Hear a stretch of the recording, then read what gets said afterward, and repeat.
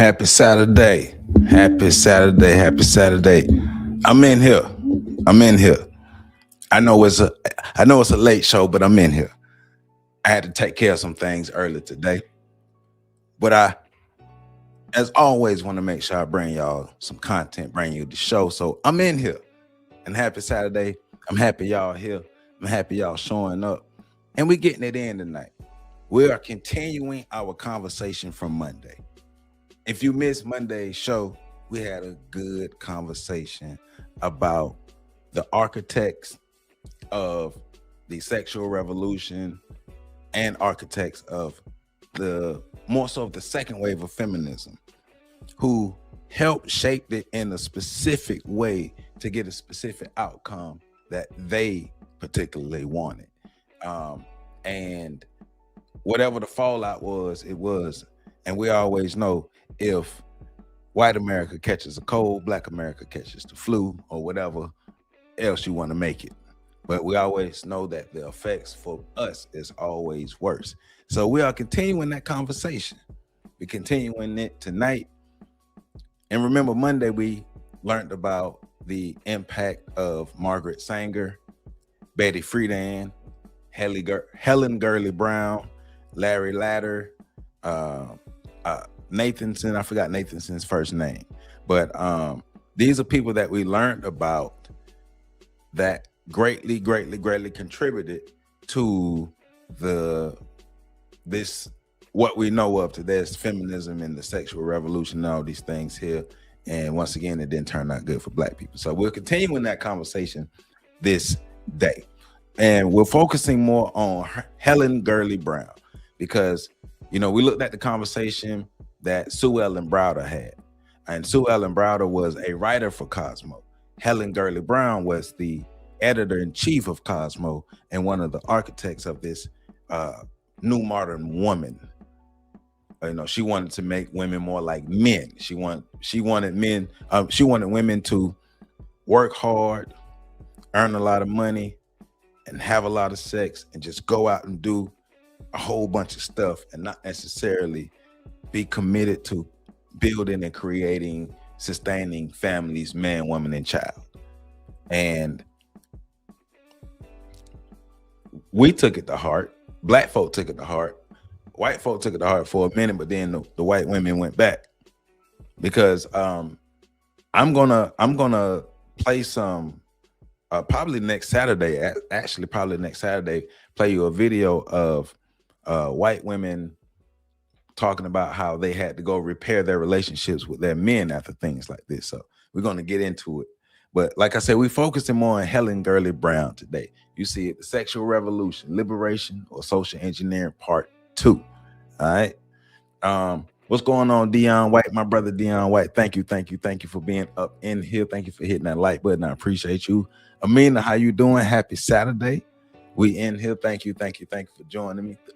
And we gonna have a good show. We're gonna have a good time because we're learning more about these architects and how they help to socially engineer people into debaucherous ways, socially engineer society into the backwardness that we are today. We got to get our community together, but we got to know how we got where we are. Of course, we are looking at effects, long-term effects of slavery, Jim Crow, all the historical things that happen, but also the contemporary things that happen, right? Because it's a continuation of all those things happening to us. And then welfare, the sexual revolution, and feminism hit the black community at the perfect time, especially the black man being heavily disenfranchised. And that was more incentive for them to step in and help build that wedge between the black women and the black man, which ultimately fractured already what Dr. Francis Cress Welsing called survival units. So survival units are more severely fractured and basically broken up. And here we are today, working hard to repair our communities and things. So we got to know where we were to know where we're going. So before we get into it, because we got time today. So before we get into it, I want to make sure I run my commercial and we getting back to it. So check this out. So I told y'all I was gonna get my merch shop up and running. So I've got it. So I want to show y'all my merch shop. So this is it. So I got some hats. So I got my own The Shoulders of Giants hats available for order. I have shirts. This supposed to be like a canvas, some kind of shirt, jersey shirt. I don't know why they got that design, but it's a jersey shirt. Somebody wanted. Got hoodies, regular shirts, heavy, what they call it, the heavy tee, tees for men's, unisex tees for women. Everything. I got a mug. I gotta get this mug too. But this is the merch that I have available. See, I got my mug, I have my hats, and I have my apparel available. And all of that is, the links and stuff are below and connected to the video. So I got my merch shop up and running, been working on that for a minute in the background to get my merch shop up and running. So I got it up and running. So if you want to support the channel, get you some merch, it's all available, links below and links attached to the video. All right. So in addition to the merch, I got these books. I got my books. So On the Shoulders of Giants, volumes 1 through 4, telling the stories of the sung and unsung heroes of the African diaspora. Books are available on the website. But got my stuff together. So we're getting out here, making sure we pushing the message, making sure our youth in our community have access to our history. So that's what we in here getting it in today. So Ricardo, what's going on? How you doing, my brother? Diamond, what's going on?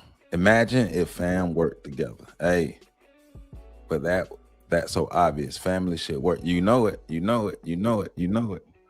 So this video is called The Cosmo Girl. It's a platform called The Open Mind. It's about the Cosmo Girl, and it's part 1. And so the link to this is in the description. So we're gonna hopefully we can get to all the videos, but we're gonna look at this and then look at how these ideologies help shape our women and our community during that time. And I think that video is during the 90s, but we're gonna see the effects of it for our community. So y'all please hit that like button, and we finna go ahead and do this thing. Let's go. I'm Richard Hefner, your host on The Open Mind. And if my wife didn't already know it, I guess I wouldn't dare say on the air how much I adore, to use one of her favorite words, my guest today. And that's not my usual introduction, nor is she my usual guest, though this table has often been graced by Helen Gurley Brown, longtime editor of Cosmopolitan magazine. As important, I hardly know what I do without my weekly fix, those so originally spelled, impressionistically typed, energetically capitalized and underscored, continuously exclamation marked letters that Helen Gurley Brown sends me after she watches The Open Mind while wearing out her exercycle. And it's not that my guests and I are just a view from her bike. These weekly commentaries by the real Cosmo Girl on politicians, psychiatrists, religiosos, Nobel laureates, feminists, anti-feminists, showbiz people, doctors, lawyers, Indian chiefs, you name them, are absolutely wonderful. Shrewd, funny, cerebral, loving, deprecating, always compelling. Maybe she'll even let me find a publisher for them. Indeed, I almost enjoy reading her letters about The Open Mind as much as I do doing these programs. And I wonder what she'll write about this one. Well, Helen Gurley Brown became the editor of Cosmopolitan magazine 32 years ago, quickly building on the success of her best-selling book, Sex and the Single Girl. And though as the new editor-in-chief of International Editions, she'll be very much around the magazine world, the February 1997 Cosmo actually will be the last she'll edit. And there is so much now to ask about it and about her. First, of course, Cosmo is a woman's magazine. And so my first question to Helen then is, what has happened to women in these 3 decades plus since she gave it its spin, her spin? Helen, what's happened? The inside woman is the same as she always was. She hasn't changed. She has the same emotions, the same needs, the same yearnings. She's the same person. What has changed is the world around her. That's how you know she lying. That's how you know at the gate she lying already. All that coughing, she lying. Excuse me, didn't know I was going to do that so early. Okay. So many more opportunities are there for her. The world has opened up in terms of jobs, and now half the enrollment in law school, female, half the doctors, female. She can get in and do it and be it in any field virtually. So it is out there for her to achieve, and she is achieving. But the inside woman, person, girl, female, Right, Amina. if I may, she wants the same thing. She always wanted what she wants now, which is love and affection and cherishing. She wants a great job. She wants work to do. She may or may not want children. She is who she is, but the world has changed for her. Yeah, that's funny. But she's lying, because the whole purpose of the Cosmo Girl and the whole archetype behind the Cosmo Girl was or the whole motive behind the Cosmo Girl was to reconstruct this new type of woman to exist, and then have the world be reconstructed around this new type of woman. And so she's saying that she's taking bits of the truth and stretching it, because yes, there are things in there that women have always wanted, but she's being facetious, because it's things about this Cosmo Girl, this modern woman that wasn't attached to women of yesterday, women of yesteryear. And these new ideas, these new wants, these new needs, these new desires, a lot of these things were not there 100 years ago, 200 years ago. You know, in women, we can be able to look at that.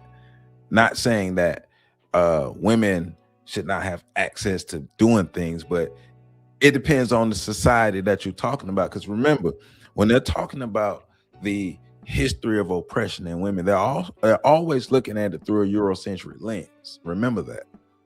They're mostly looking at it through a Eurocentric lens. They're mostly looking at it how women in Europe or white women were treated, or women in the Western worlds were treated. It's not necessarily a global view of how women were treated. But remember from the last show, Sue Ellen Browder told us that it was women who were well-to-do women who were sitting around bored, who ain't have nothing better to do but to disturb society and stuff. And then it was a group of 27 to 57 people in the room who helped to architect these new ideas. We learned that last show. If you missed Monday's show, you got to go watch Monday's show. You got it right. Nemesis rebelliousness is her mission, right? They're always looking for new trends. So she's lying, because we know the inside scoop. We know the inside story on that. Yes, the world changed around this new woman, but it was just that. A new woman had evolved. A new woman was socially engineered. And then around that, a new society or new societal norms, new societal norms, new societal ways, new societal patterns were created around this modern women. And she helped create these ideas behind these type of new women. Because our friend Sigmund Freud asked, what does a woman want? And you've given the answer, but how could it be that the changes in the outside world that you've observed over all these years that you've edited Cosmo, how could it be that those changes haven't changed the inside person? There are just more women who recognize and will acknowledge what they really want.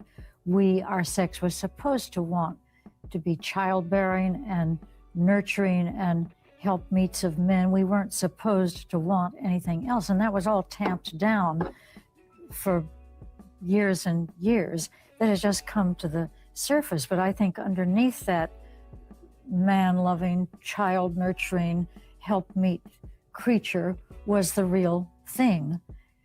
Freud said work and love were the two big numbers for men and women, I believe, especially men. What's going on, Renee? But women finally are Kush, acknowledging what's the going on, same my brother? need. They need to work and they need to love.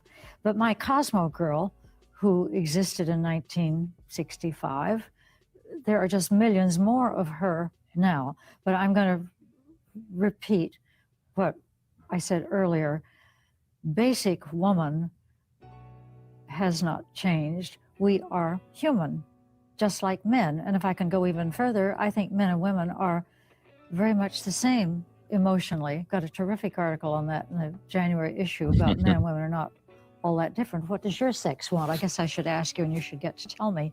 But what you want is what we want. You want love, nurturing, adoration, cherishing. You want to achieve. You want to be recognized. That's male and female. But Helen, aren't you sort of copying out that way? Sure, we're the same in many ways. How are we different? Anatomically, we're quite different. Viva.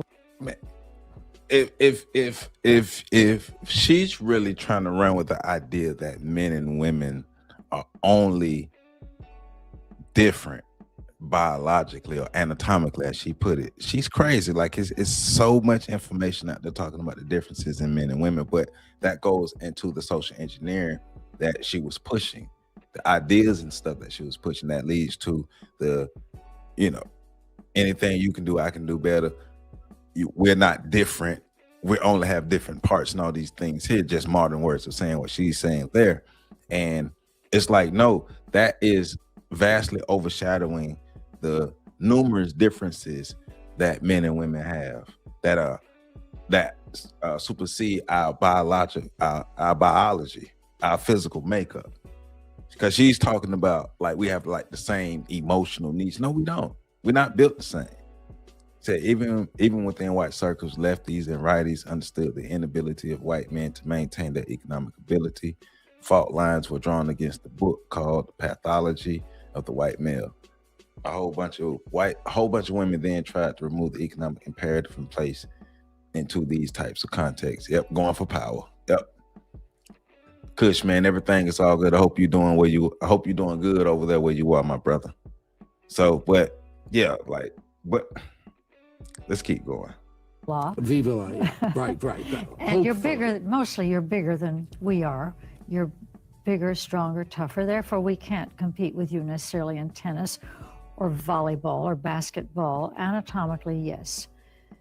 And we are so used to man being the one who fought off the saber-toothed tigers and went out there and killed the lions and brought home the deer meat while we were at home weaving and sewing and taking care of the babies, that there's that residual feeling. It's almost ingrained in us about what a man is. A man is masculine and strong, and he's out there fighting tigers, and we're weak and little and resourceful, and we're the homemakers. So it's hard to rid everybody of that idea that indigenously we are that way. But that's a Eurocentric way of viewing men and women. That's rooted in how white people have always viewed the role of men and women. And now you have, those women revolting, going for power, looking for power, vying for power. But that's a Eurocentric view of how men and women exist in their societies. Yes, men and women have different roles. Men and women were designed to do different things, but that doesn't mean that the woman's role is inferior. Right, Renee. Ricardo, look. But I'm just saying, we got to be able to look at it through a different context, right? Because especially what we've been learning through our book readings on Monday and all the lectures and stuff is being able to recognize the difference between the Eurocentric view and a Afrocentric or foundational Black American viewpoint. Yeah, if you look at the world the same way white people do, that's how the Europeans view their women. But is that how the Africans viewed their women? Is that how Black people viewed their women before colonization, before the transatlantic slave trade, before European domination? Because afterwards,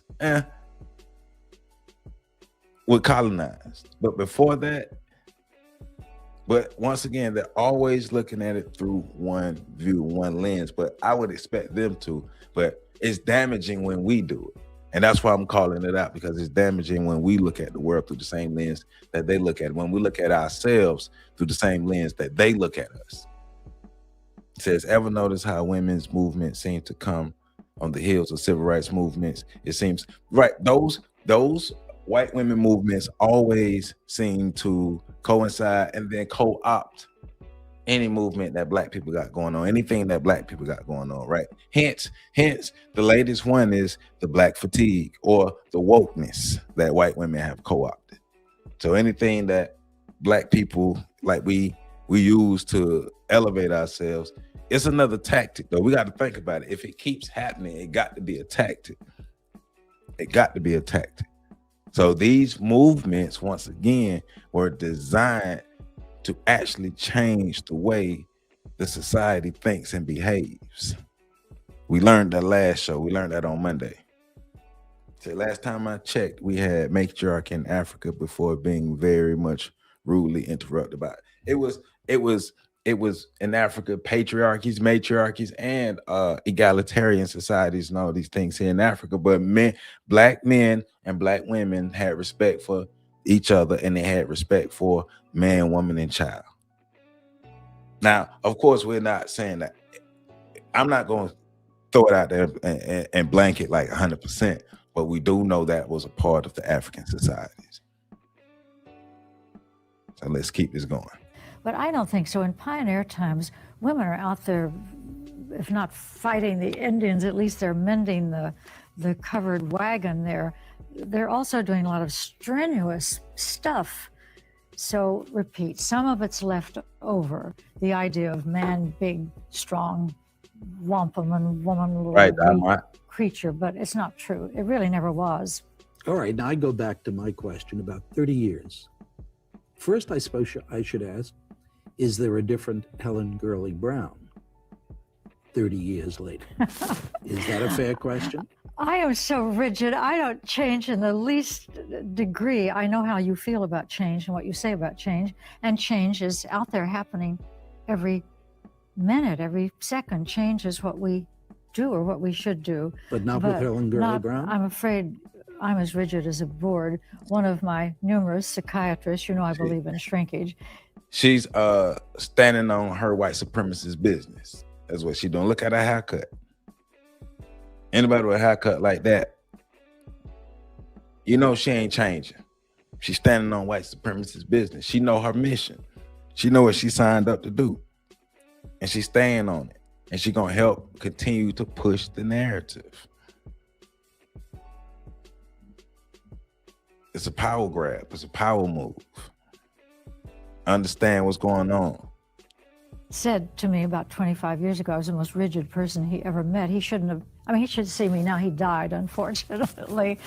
But let's say the good stuff is still the same and the bad stuff is still the same. I didn't know we were going to get personal so early. I feel guilty already not to be talking about women's issues and about the world and about magazines and advertising and but wait a minute, selling. we're doing that. We're talking about me, which we're is talking about the chief honcho of Cosmo. But I'm not representative of a whole generation or a whole sex. Let's just say that some people have changed and can change more easily than I. Well, Helen, I'm not going to let this go. Why this glorification of your supposed rigidity? Glorification of rigidity. I'm not glorifying it. I'm apologizing for it and trying to explain not why, but just that it exists because my rigidity has made a lot of things possible. I was too rigid to go out and screw anything up in terms of jobs. I went through lots of jobs. Then I found the right one. Why wouldn't you stay with something that's working? Ditto the husband, if we can use that. If the social conditioning is working and if it's helping to push their agenda forward, why move off of it? Why move off of the agenda if it's helping to push forward what they want? If they're getting the results that their desired results, if that's what they're achieving, why move off of it? Luke Mon, what's going on? One take only, how you doing? I'm just saying, like I get his line of questioning, because he's trying to be tough, but if it's working for him, why they gonna stop? Like she's the prototype of this idea that she was pushing, of this type of woman. God, Ashe, what's going on? Remember what we learned Monday. 57 people sat in a room, and the majority of those people, her being a part of the majority, came up with how they were gonna design or socially engineer the way people think, the way people exist, the way women exist, the way women see themselves in the world, the way they relate to men, the way they relate to their children. Come on, man. Right, he already know the answer. Prayer of Manessa, what's going on? We also know this. Also, we know that we were called ugly by our men. No matter how you try to escape this conversation, that's a conversation that's going to happen. What? I'm not even sure what you talk about. Okay. Who you talking about? Black women were called that by black men? I'm not sure what you're talking about. You talking about her? We were also called ugly, the dirt of the world, the least desired. Literally, we were called the least desired, like the nation in the description. You're talking about, so I'm just trying to make sure I'm understanding what you're saying. You're talking about how white people have described black women, or white people have described black people, or you saying how black men have described black women? I'm just trying to make sure I'm understanding where you're coming from. But please hit that like button, you all. Please hit that like button. But Helen Gurley Brown, I found her. So we get to hear her talk about how she helped to mess society up. So, Adjective, the husband. Took a long time to find him. It took almost as long to get him, having so achieved and acquired. Why would I change? I can't do any better. That's what keeps us married. People look at to him later. I know you like him. I like him too. People are always asking, why the long marriage? It's because I am of sound mind. And I know that even though I could kill him, I couldn't do any better. If I were out there floundering around as a single woman, where would there be a David Brown? So that accounts for some of the rigidity or the lack of wanting to change or needing to change. I still have girlfriends who were in Pulaski Heights Grammar School with me. We started at age 8 in the 2nd grade, 3rd grade. Arts and Entertainment is doing a bio on me, and they went back to all my old childhood friends. I've got about 6 of them. They went to Little Rock, they went to Muskogee, they went all over to talk to my childhood friends. They're still my friends. I think you can fit in new friends, thanks goodness, not new husbands necessarily, not even new jobs, but while you keep the old, you surround yourself with the new. Yeah, but now let me ask you something. 30 years with Cosmo becoming increasingly successful. I mean, it sounds like a strange thing to say. Increasingly, it's so successful now. Isn't that a function of your, to some extent, following what's happening in the country? So where is this notion of, or our friend rigid Helen Gurley Brown? You obviously adapted to what's been happening in this country. Sorry to catch you in traffic so early, but Cosmo's success is not predicated on what's going on out there in the country. Yeah. Cosmo's success is predicated on having a wonderful formula that works. I'll explain it in just a second. Right, but remember, it's also, and this thought just popped in my head, helping to socially engineer not just a group of women who will vie for power, but a group of women who will be her customer base long term, to help the magazine grow and be successful. And you socially engineer these ideas that they buy into, and they continue to buy the magazine to help reinforce the ideas, because they're not within an echo chamber. So that just popped in my head. Let me know if that makes sense or not. But not only socially engineering society for their benefit, as far as the societal benefit, but for their own economic benefit as well, engineering the customer base as well. It says, this is the white woman version of all white male Illuminati. This don't have nothing to do with no Christianity. I don't care what you disagree with. I'm talking about from now on the creator.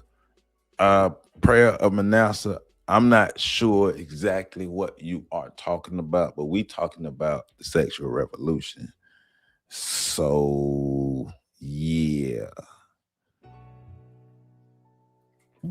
What goes on out there in the country certainly affects the life of a Cosmo woman, but we don't go out there with a research team and say, let's find out what's happening and let's take advantage of it. What we do is inculcate what's happening into our basic formula. Marriage is in.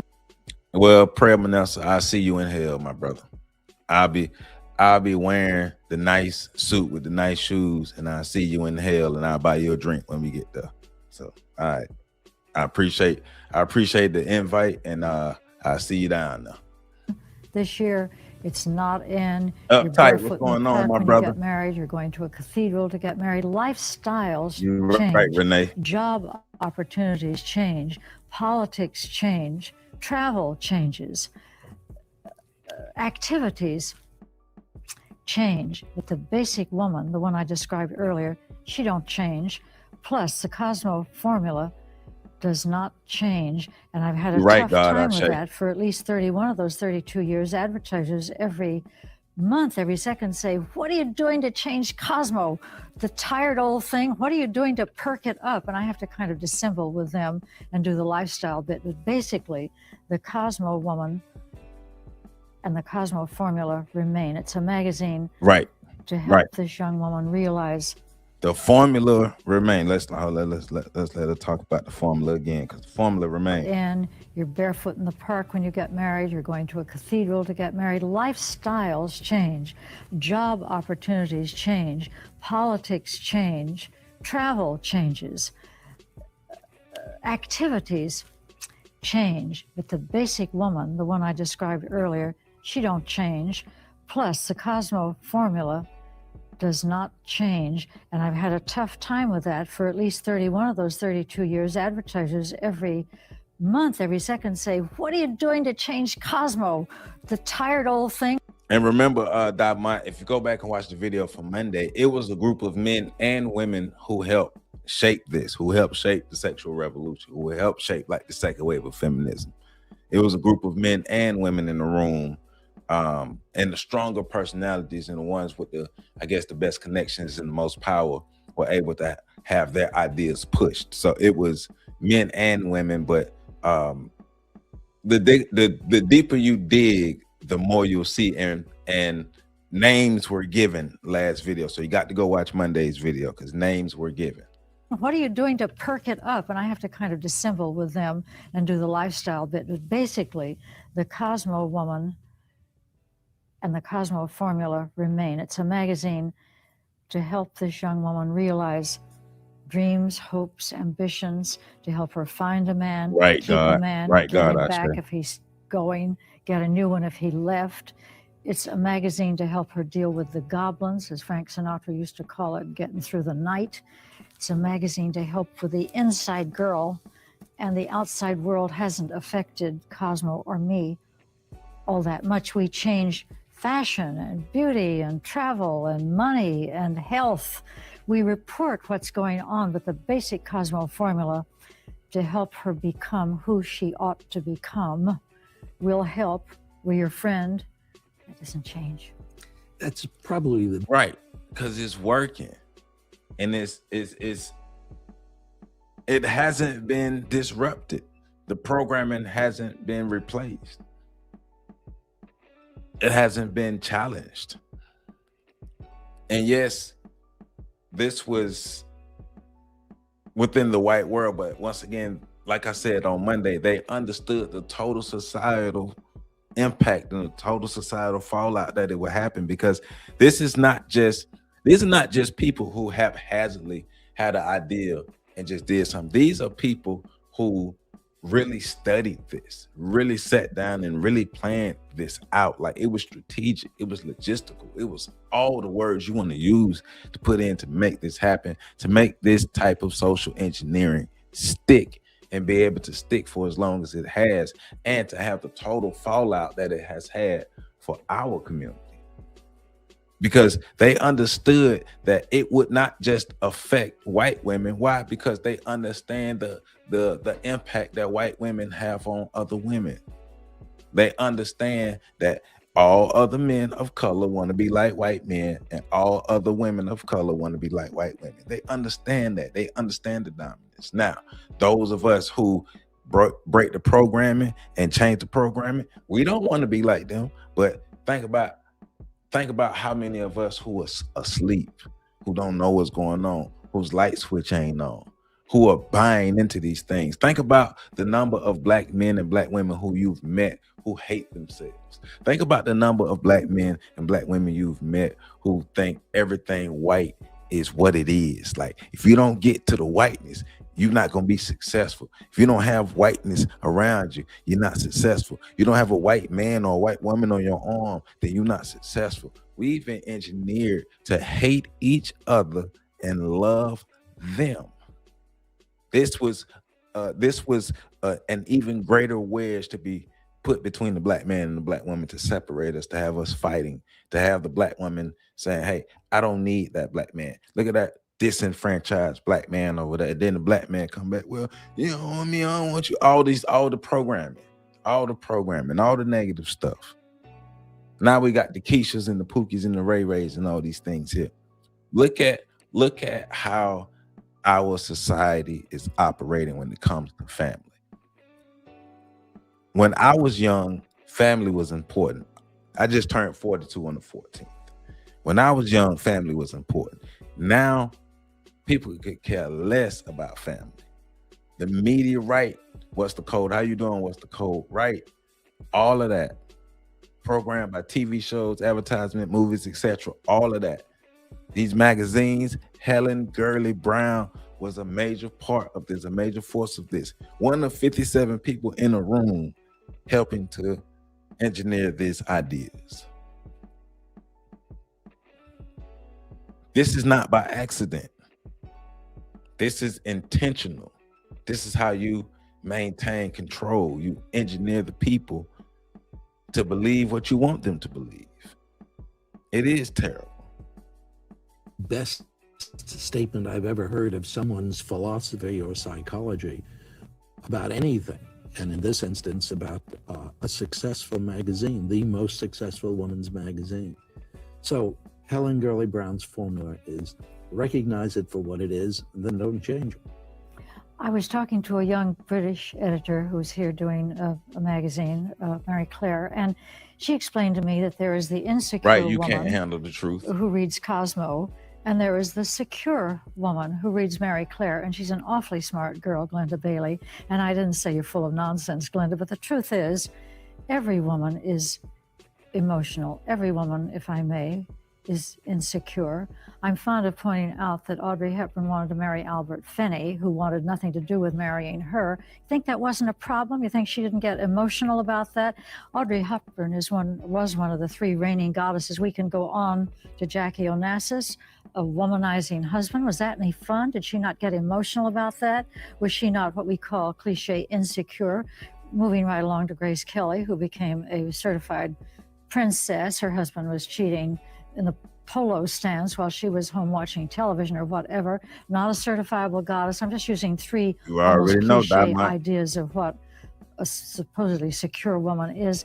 There's no difference. I don't think there's a woman in the world that doesn't have emotional stuff that needs to be dealt with. And then we go back to your statement earlier that not so different from a man. But it's like you can't. So she did like what so many of us do now. You take anecdotal celebrity experiences and try to use them to paint the experiences of the whole. You can't take those anecdotal celebrity experiences and say these are the experiences of the whole. This is how the mass of the women feel. And if we're talking about America, are you talking about the mass of white women? Are you talking about the mass of white women and black women? You talking about the mass of black women alone? Because you didn't name you ain't naming black women. You naming celebrity white women and the experiences of celebrity white women. So how does the experience of a celebrity white woman compare to the experience of an everyday white woman?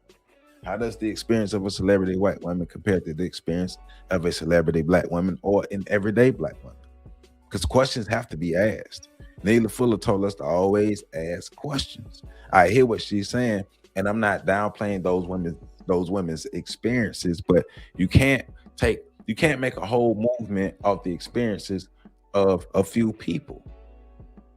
But they did. And look at the fallout. Remember, black women didn't have the same issues with black men that white women had with white men. But the consequences for black women were worse than the consequences were for white women. Because white women had buffers built into because of the system that's going to protect them. White men are not going to ultimately let white women fall because those are the people who produce their children. Those are their mothers. Those are their sisters. White men do have a different, and I would say a strange relationship with white women. But at the end of the day, they understand the usefulness of white women. And they will not lose that for anything. Remember that. She's using a broad brush. There you go. There you go, Renee. No different from a man, right? I mean, we're not now talking about the warrior and going out and bringing home the food stuff. And we're also not gainsaying that there's a book out there called Men Are From Mars, Women Are From Venus, or the other way around. It's been a bestseller for 100 and I don't even want to think about it. Yeah, that book hundreds of weeks. That book was full of propaganda stuff as well, right? Yes, there are vast differences between men and women, but that doesn't mean we can't understand each other enough to coexist. That doesn't mean we can't understand each other enough to coexist in a healthy manner, like we were doing before we were interrupted by white folk. But saying the exact opposite of what I am saying, good for him. I think men want to think that you're very different from us, and women want to think that you're different from us, and we are different sexually, but not all that different in terms of our needs and wants and abilities to enjoy ourselves. What was our original point here? The differences, the business of change in Cosmo, and you say, don't be silly. There are things outside that change, and we reflect them. Now, travel, beauty, hints, etc., but not the real. There woman. are smart women and dumb women, and smart men and dumb men. That used to be not acceptable. All men were smart and all women were dumb. No, they wasn't. All men. No, you said it right the first time. That's how you understand how to social engineer people, because you understand that all people ain't bright. For one, all people ain't bright, and for one, all people don't have access to information the same way. All people don't have the same opportunities. All people don't have the same life experiences. So yes, you will have people who are smart, people who are dumb, people who are educated, and people who are ignorant.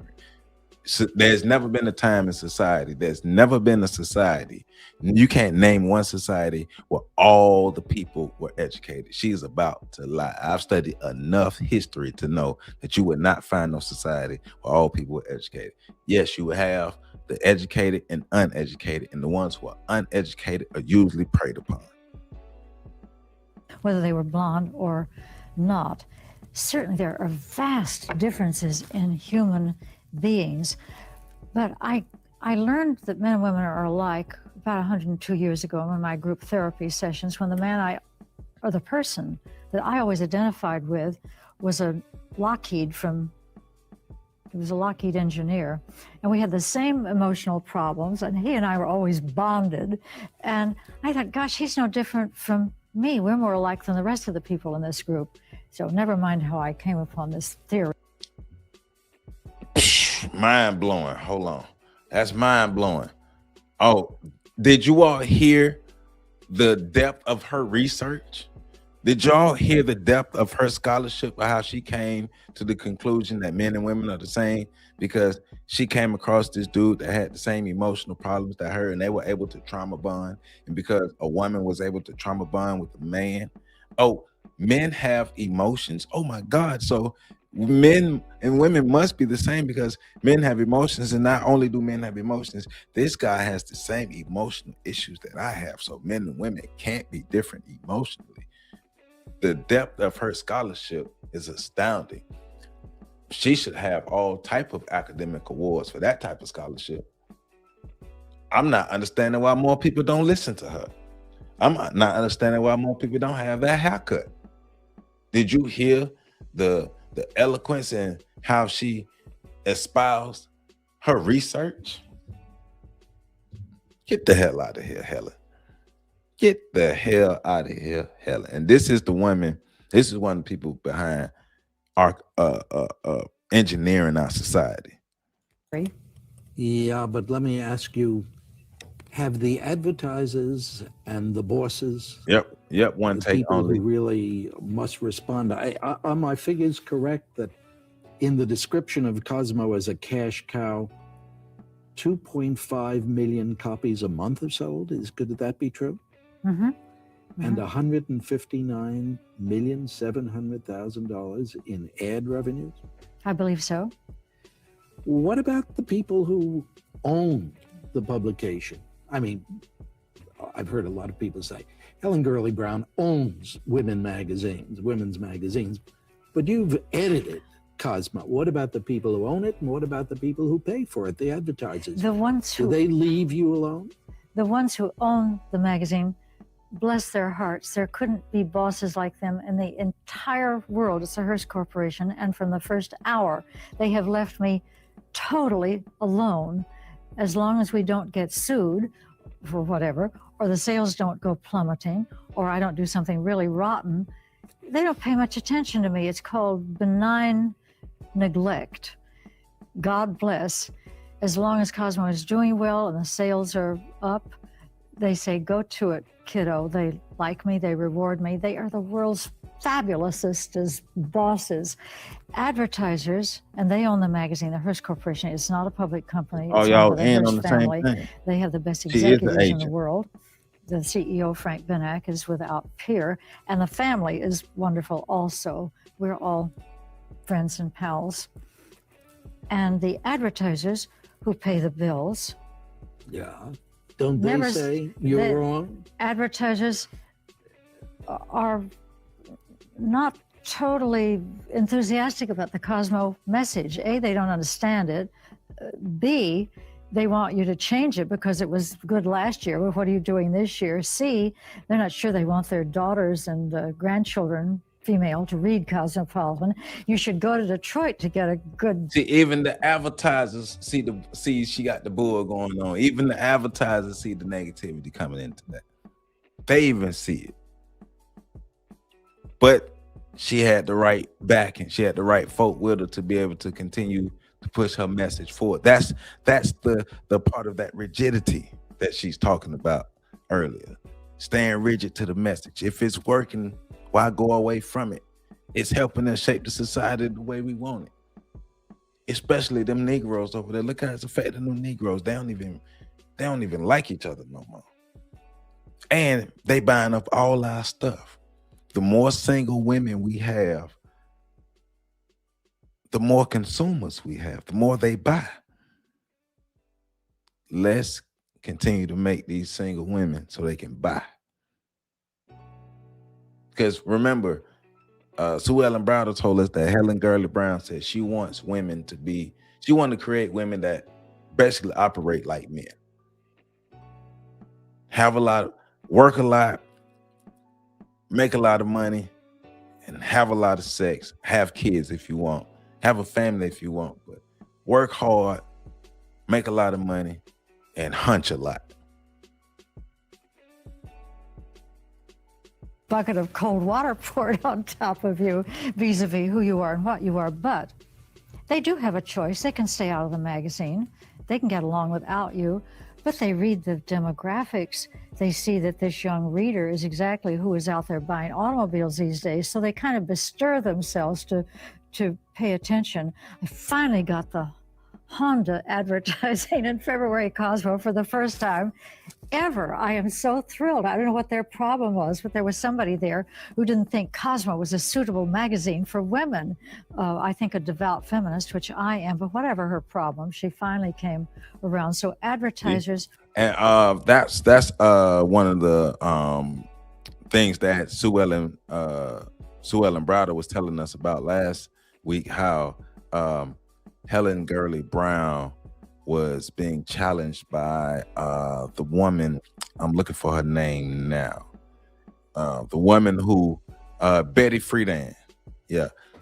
Helen Gurley Brown and Betty Friedan was going at it, and Betty Friedan, for some reason or another, finally gave in and came around. That's who she's talking about, Betty Friedan. We learned about this on Monday, rather.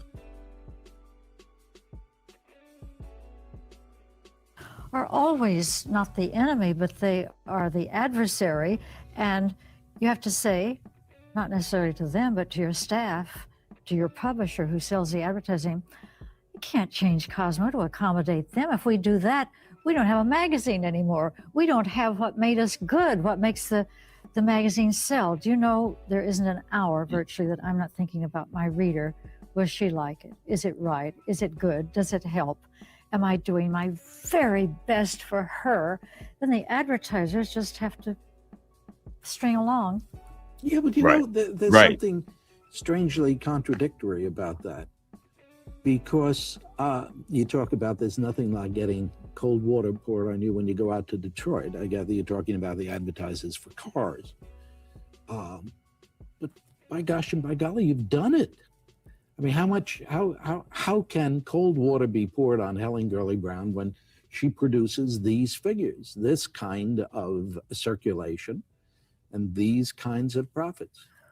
We haven't talked about It's just that they just want to see you agonize a little? No, we haven't talked about other women's magazines, which are numerous, which are more like Cosmo than they ever used to be.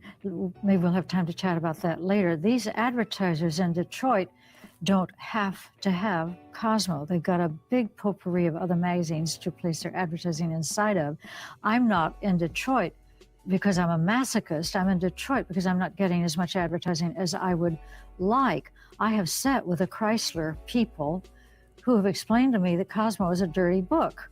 And they can say that. I don't get insulted. I show them a few other women's magazines that use four-letter words, which we do not, who have really sexy cover blurbs, sexier than we. I can show them all that. They're not listening. They have their minds made up about Cosmo. But we're there. They are leaning back, me leaning. That's because they've had time enough to realize the game that Cosmo was playing and realize how it was negatively affecting the society. And Cosmo helped spawn all these other magazines that she's talking about that were further negatively affecting society. But they understood the hold that Cosmo had on the population.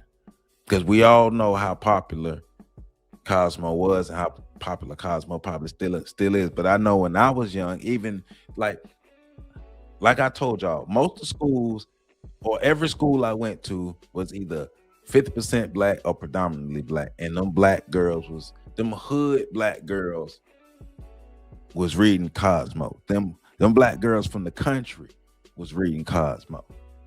I remember having conversations with girls about reading Cosmo in middle school. So it was a widespread effect. But all of this debaucherous stuff, but remember, she helped usher in all of this debaucherous stuff that is happening.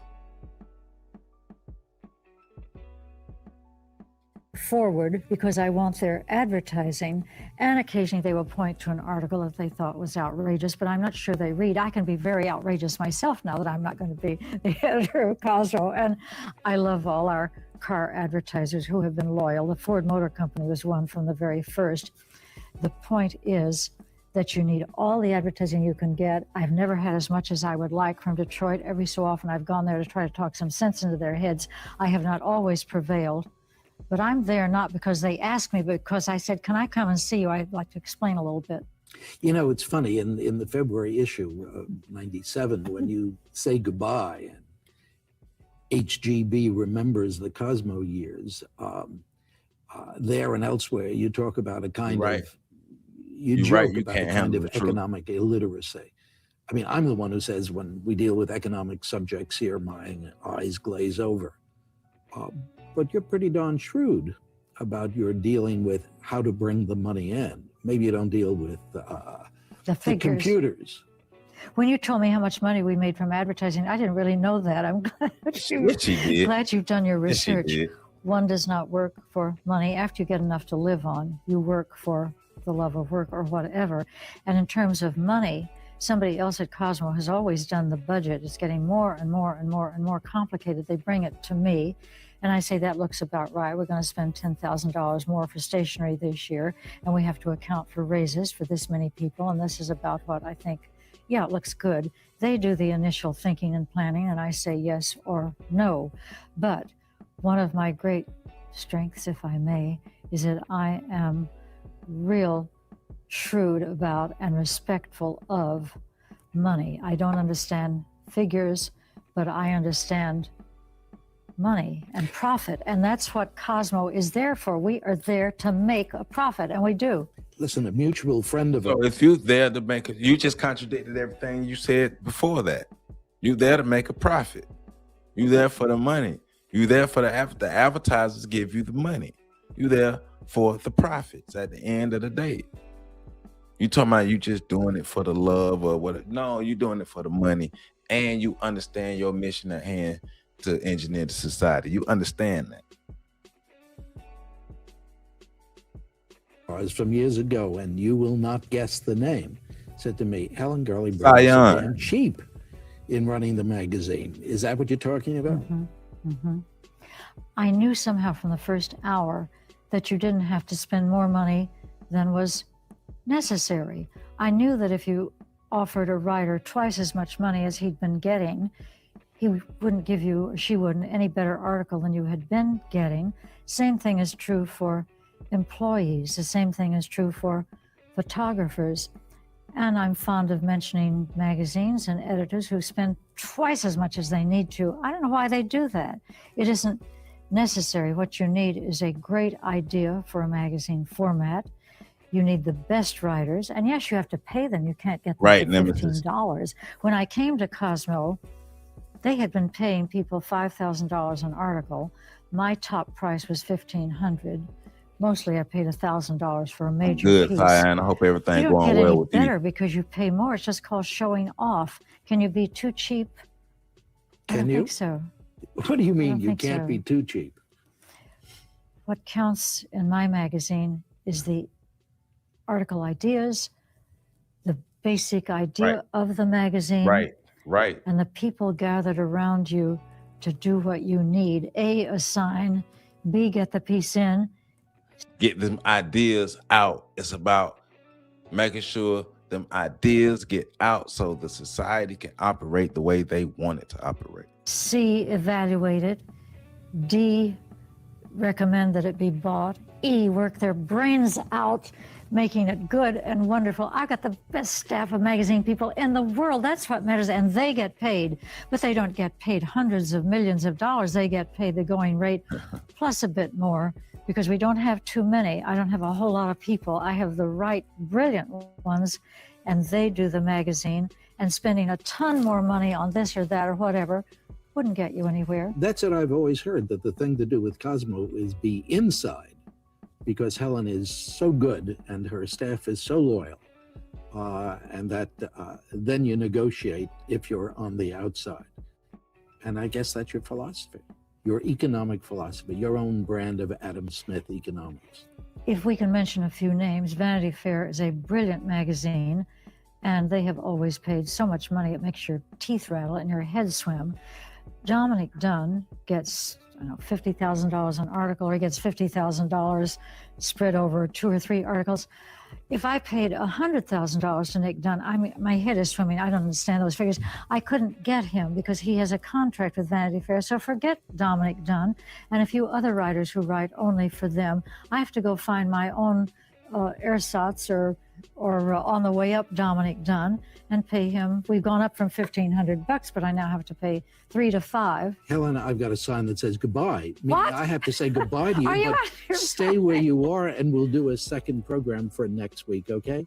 I'd Thanks. love to. Thanks, Helen Girl. All right, so Helen Gurley Brown, you've been introduced to line as Helen Gurley Brown, the former editor-in-chief of Cosmo magazine, one of the 57 people that were in the room to help architect and push forward the sexual revolution and the second wave of feminism. And before I forget, everybody who's in the path of that winter storm, you all please be safe. We definitely thinking about you all. We definitely sending prayers and good energy that you will be safe and okay. I'm praying that you all's power stay on. I'm praying that you don't get hit too hard and you're able to make it through. You have all of the resources and everything that you need to be safe during this winter storm, because that's not going to be good for a lot of people. So I wish you all the best. Please keep us informed on y'all's state and everything there. So now we're going to transition to a video. This is called Black Women, Sexual Politics, and the Revolution, and this is in 1991. So we've heard Sue Ellen Browder basically give up the goods on the inside scoop on the sexual revolution, the second wave of feminism. We just listened to Helen Gurley Brown give up more of the scoop. Now we're going to see how this affected how our community operates, how our community thinks, how our women see themselves and see the family and see the men and see the revolution. And if the revolution was actually something that was good, did the revolution fail? So we're about to check that out. Say white supremacy is a continuous winter storm all year round, and we got to make sure that we stop that winter storm. You know what I'm saying? So remember, Black women, the revolution lied to you. Black people, the revolution lied to you. All right. So please hit that like button. Let's get these likes up. Please hit that like button, especially if you enjoy what we got going on over here. And hold up, I want to give a quick shout out to my channel members. Let me do that real quick. Give my channel members all the shout out, because I appreciate all my subscribers, all my viewers, and my channel members. So Letitia, thank you. Lil Young Baby Thug, thank you. Robert W, thank you. Ram the Don, thank you. Sue Paul Umbrella, thank you. Samuel Harris, thank you. Logic, my man John, I appreciate you. Trees Like Flowers, thank you. Chef CT, thank you. Cortez Renfro, thank you. Chisel Chipper, thank you. A Show About Me, thank you. Counter Racism Now, thank you. Music, thank you. LaRonda Weatherspoon, thank you. CKT, thank you. Terrell, thank you. Ron Riley, thank you. Patrick Irvin, thank you. Drippy Bricks Official, thank you. And Professor Carl Tone Jones, I appreciate you, but I appreciate everybody who continue to support this channel and everything that we got going on. Me, Kim, Cheryl, Tate, everybody, thank you all, especially people who get their copy of these books and everything there too. Thank you all to everybody who's supporting what we got going on over here. We're not gonna stop pushing this information out. So let me share my screen and let's get into this next video. Black Women's Sexual Politics and the Revolution in 1991.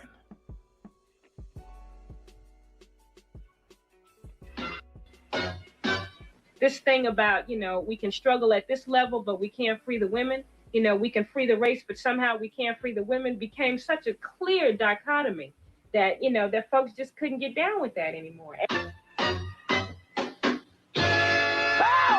Oh, only have we been oppressed in a racist society, but the whole system is and the ideology is wrong because it's based in a male point of view. And we're talking about ego. We're talking about the male ego, which that in itself is a heavy subject. So, it's a lot of pressure. It's a lot for us to be fighting against. Well, yeah, the system of white supremacy is male driven. The system of white supremacy is. But black men don't have access to that system or that power or those things. And we're not driven by the same things, not black men as a whole. Now, are there some black men that operate like that? Yeah. And we talk about them all the time, but not black men as a whole. So one thing about, especially at that time, it was a misunderstanding of the access to power that black men had when it comes to the patriarchy. Black men have never been in the position to have mass patriarchal control over black women. We've always existed in more egalitarian way in mass. So. One, two.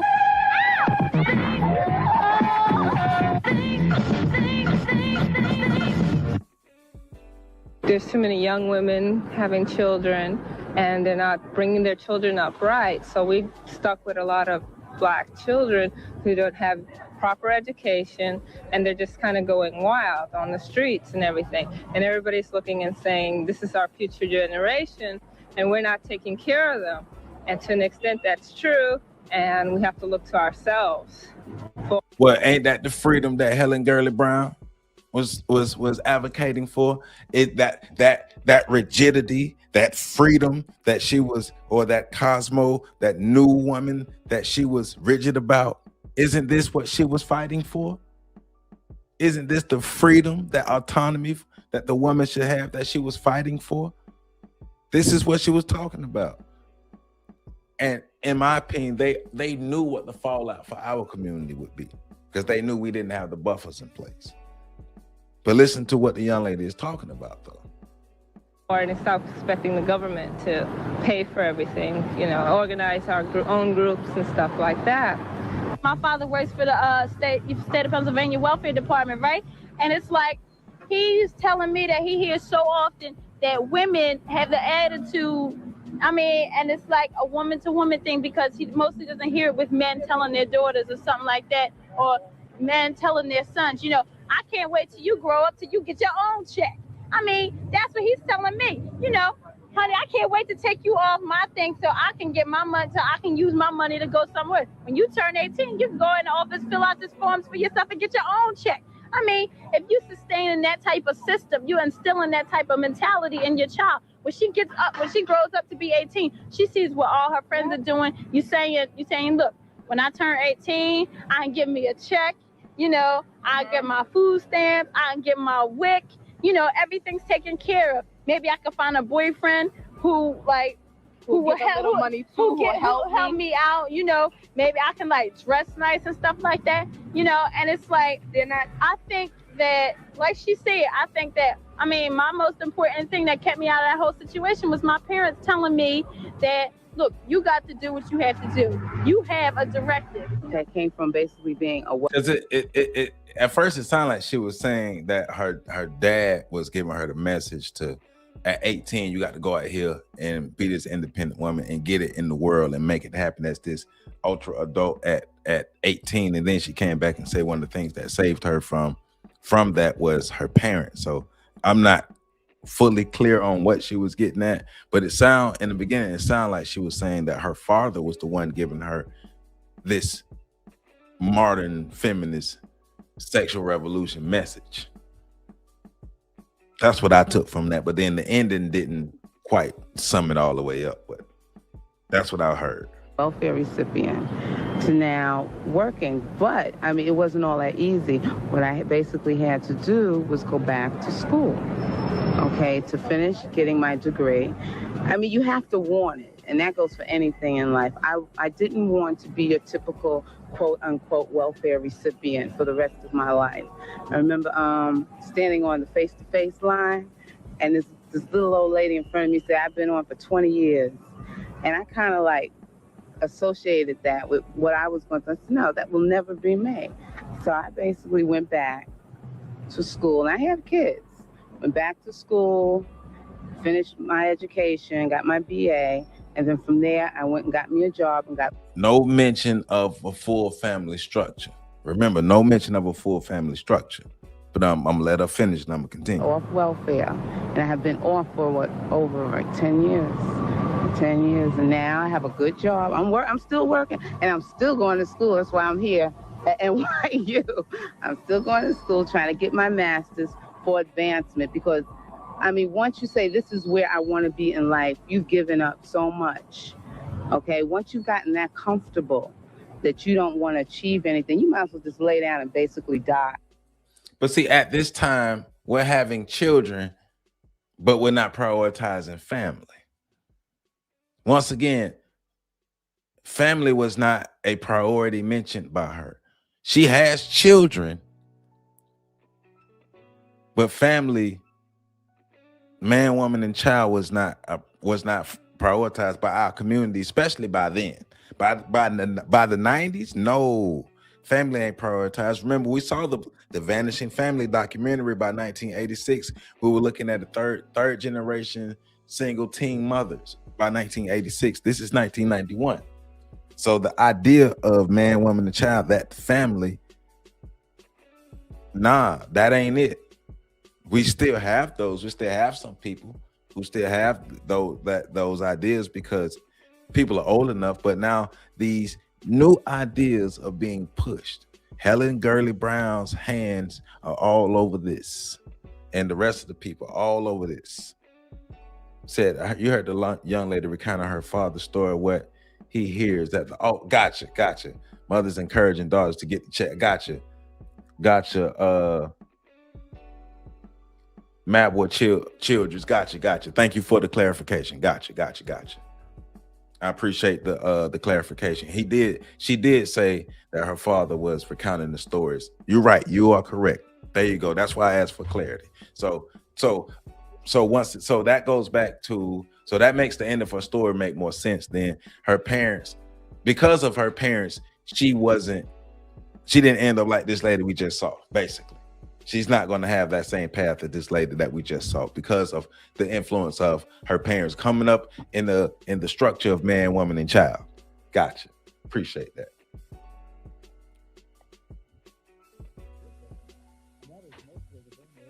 One thing that we can thank white feminists for is the documentation of the history prior to Wade. That, you know, what women lived through. They also documented the fact that the vast majority of women who died and were slaughtered and murdered by illegal abortion were Black and Latino and Native American women. So, you know, then the argument is thoroughly inconsistent for nationalist, Black nationalist men to say that abortion is the equivalent to genocide. No, genocide is when you don't protect us, when we have no protection and we die. If I die, then, you know, that's the end of it. Yeah, but if you're prioritizing family, you don't have to have mass abortions like that. If family is being prioritized, also if prevention is being prioritized. I worked in safe sex. I worked in sexual and HIV prevention, safe sex for 15 years. I never understood, and I would always have debates and arguments with the feminists and people like her. First of all, the baby deletion should not be used as a form of birth control. It should not be used as a form of birth control. It's not something that's helpful to the body. It should not be used as a form of birth control. My body, my choice should go on the front end as well. The idea that I should have the autonomy to do whatever with my body, that's on the front end as well. You should have the autonomy to protect yourself. And you should have the intelligence and the foresight to understand how babies are made. You understand if you have unprotected sex and the man let that semen go inside of you, it's a good chance you can get pregnant. Or you can contract things that you can't get rid of, or things that you may have to get treated for. So it's front end protection while it's happening, and back end stuff. It's not just on the back end. So if we even change that within our society, we don't have to worry about all the baby deletions and things like that. But that doesn't mean women can't have access to them when they need them. But if she's talking about all of those forced ones and all those, well, who did they come at the hands of? And she sounds like she's a bit angry or hostile toward the black men and all those stuff there. But it's just I've had that conversation and that debate with a lot of women and a lot of people for a long time. I've had that debate with men. Man, how's she gonna go around and get pregnant? What you mean? How she gonna get pregnant? How are babies made? Why I don't understand why people either act like they don't know how babies are made or they treat conception as a mistake. If I ejaculate inside of a woman, that's an intentional action. You don't mistakenly ejaculate inside somebody. They call it coming for a reason. You feel it. Come on, people. Let's be adult about biology. Let's be adult about that. Let's be adult about how we could better protect ourselves, our community and our people. We can no longer continue to operate how those white women operate. She said white women expose a lot of stuff, but are you looking at everything that white women exposed? Don't just look at the stuff that the negative stuff that they exposed about black men. What about the good stuff about black men? What about the negative stuff about white men? What about the negative stuff about white women? I'm just saying, nobody's saying that we don't have problems within our community. Nobody's saying we don't have trash men. If any, we always stomping on trash men over here. Trash men cannot come around here because you're going to get your feelings hurt. But at the same time, we have to look at all sides of our society and how these ideologies have negatively affected us and how it's to the point to where our relationship between black man and black woman is horrible. And if we don't fix it, it's going to continue to get worse. Because of the state of the economy, particularly the state economy and city economy, poor people in general will suffer, and black people, black women and children in particular, are a part of that population that will suffer. And there's just a serious lack of affordable housing and of anything we don't know about. It's a symptom of the capitalist system. I'm not this raging communist or saying that, look, we have to go the way of Marx. I'm just saying the capitalist system is not designed or tailored to the issues of human need in terms of providing for people first. If it were, we would not see what we see every day on the streets. Battering is a huge problem.